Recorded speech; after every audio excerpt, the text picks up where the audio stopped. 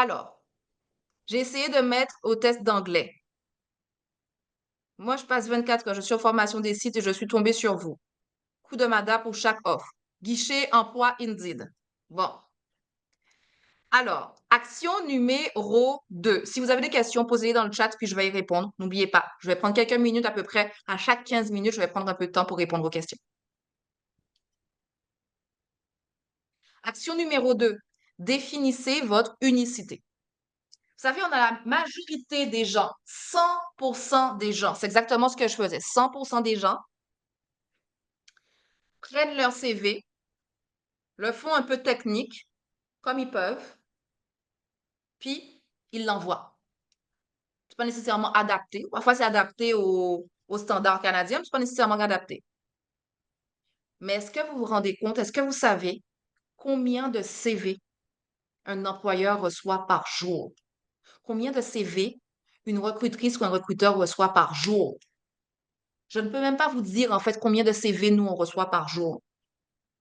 Il y a des stratégies qu'on fait pour même faire en sorte de déjà définir des critères de sélection de nos candidats. Donc, figurez-vous en fait que malgré les centaines de CV qui peuvent arriver, il y a même en fait des CV qui n'arrivent pas parce qu'ils ne dépassent pas les critères. Donc, imaginez-vous,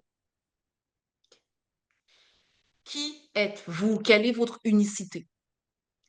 Répondez à ces questions-là lorsque vous déposez vos candidatures. L'action numéro 2 est de définir votre unicité. Avant même d'aller commencer à envoyer une offre, définissez votre unicité.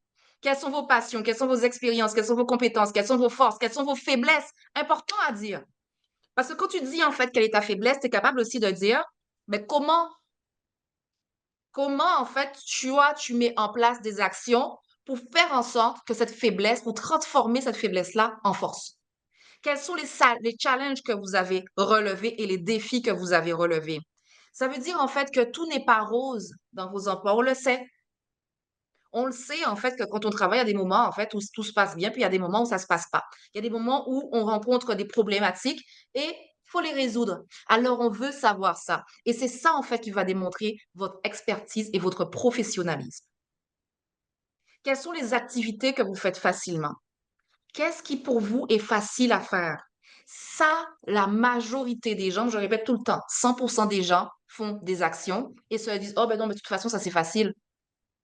Tout le monde sait le faire. Non, c'est facile pour toi, mais ça n'est pas facile pour un autre. Je prends toujours l'exemple en fait de ma fille qui, elle est super bonne dans tout ce qui est musique. Elle écrit de la musique, des partitions, etc. depuis qu'elle a, je pense, 3 ans. Puis qu'elle sait écrire. 3, 4 ans, 5 ans, 4 ans. Moi, je suis une bille. Je ne comprends pas le langage de la musique. Je ne comprends pas. Depuis que je suis petite, je ne comprends pas et j'aime pas ça. Et elle me dit, oh, mais non, mais c'est facile. Je dis non. Elle est actuellement en âge de proposer des cours en tant que professeur de musique à des plus petits. Elle me dit, non, mais c'est facile en fait pour tout le monde, donc c'est pas vraiment intéressant. Non, c'est facile pour toi. Ça n'est pas facile pour tout le monde. Donc, définissez vous aussi qu'est-ce que vous faites facilement et qui fait que c'est une activité qui pour vous, qui vous rend unique. Parce que c'est avec ça, en fait, que vous allez faire la différence dans vos CV. C'est avec ça que vous allez avoir des candidatures qui sortent du lot.